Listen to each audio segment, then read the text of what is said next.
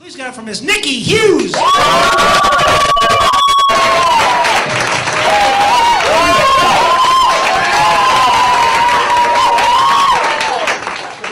Hi, everybody. My name is Nickie Hughes. I was born and raised in Laguna Niguel, California. And for some reason lately, I've been thinking about the type of parent that I want to be. Mom, don't get worried. Not for that reason, but just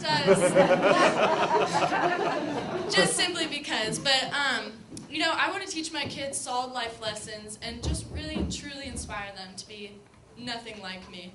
And so I think as a parent, you have this amazing gift that you get to keep. You get to tell your kids. You get to help your kids dodge the bullet from things that you hated to do in your own life. An example of this being, I think that doctors and family friends should stay completely separate. This past year, I had to get my wisdom teeth out, and we thought it'd be a good idea to use a dentist from our church. And I hate numbing shots, so he suggested, why don't you take a Valium pill an hour before and then go on laughing gas. So I take a Valium pill, and I'm already walking, and I'm hitting walls as I go in, and I sit down. And then the laughing gas hits me, and he's like, hey, Nickie, how you doing? And I'm like, I'm great. This is the best day ever. Have your paintings always been so colorful? He's like, Nickie, you feel good enough to get your wisdom teeth out every week? Yeah, every week.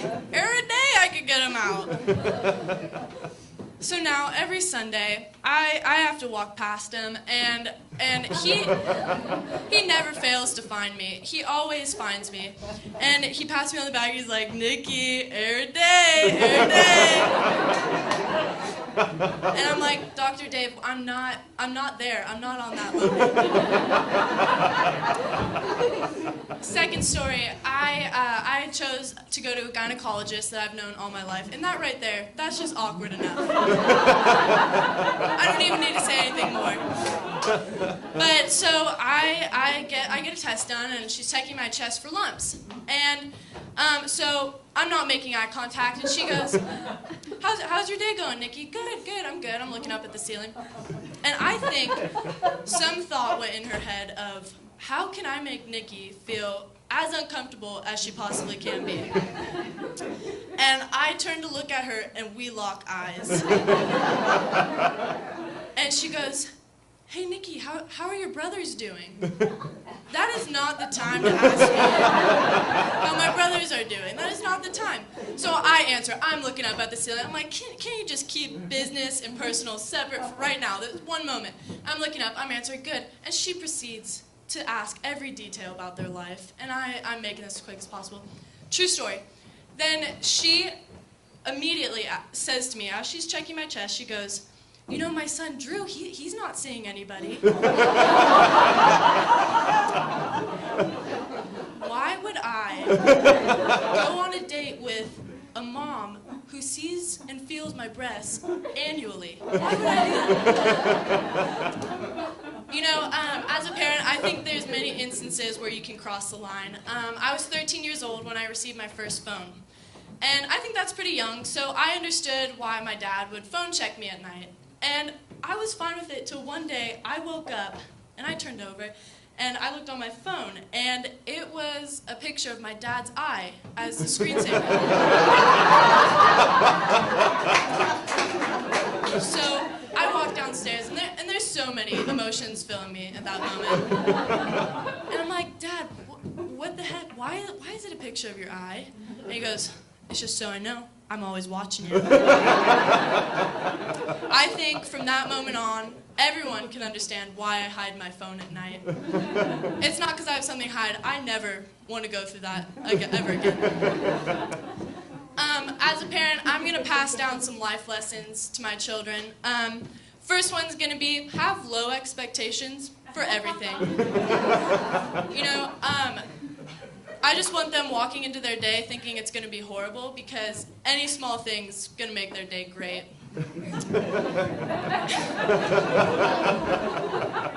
Second, I'm tired of people saying, don't care what people think and be yourself. But my brother, hey Mark, we feel like we're gonna die every time he drives, and and he didn't care what we thought, and hey, we still feel like we're gonna die. He's still a terrible driver.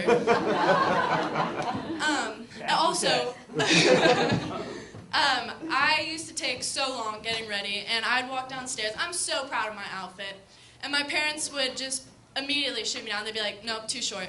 So this one time I was just angry, and I stomp up the stairs, and I'm making it clear that I'm angry.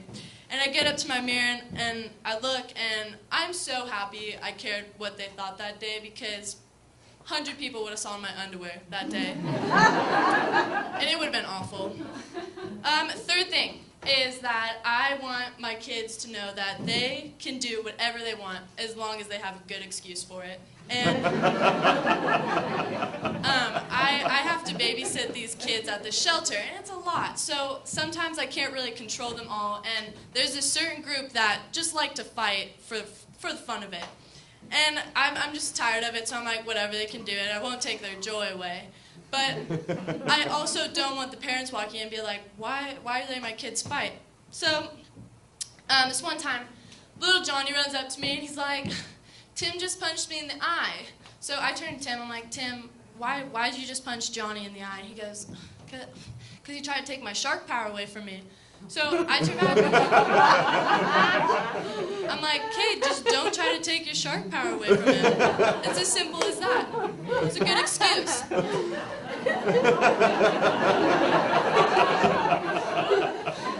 And last thing is, I'm going to tell my kids, hey, you make your friends be the good friend. So you don't necessarily have to be it, but you can just tell them to be the good friend. And I'll give you an example if you're not following this. A couple weeks ago, I had to go to a party. I didn't have to go. I chose to go.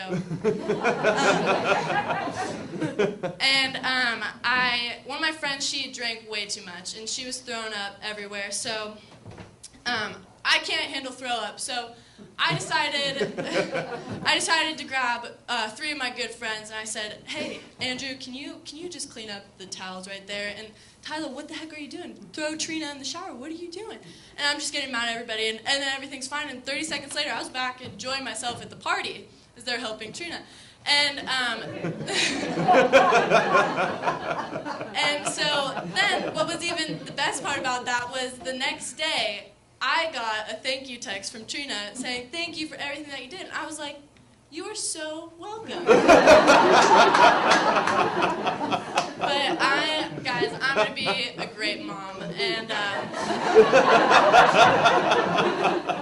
yeah, but, you know, I gotta go catch a date with my gynecologist son. So.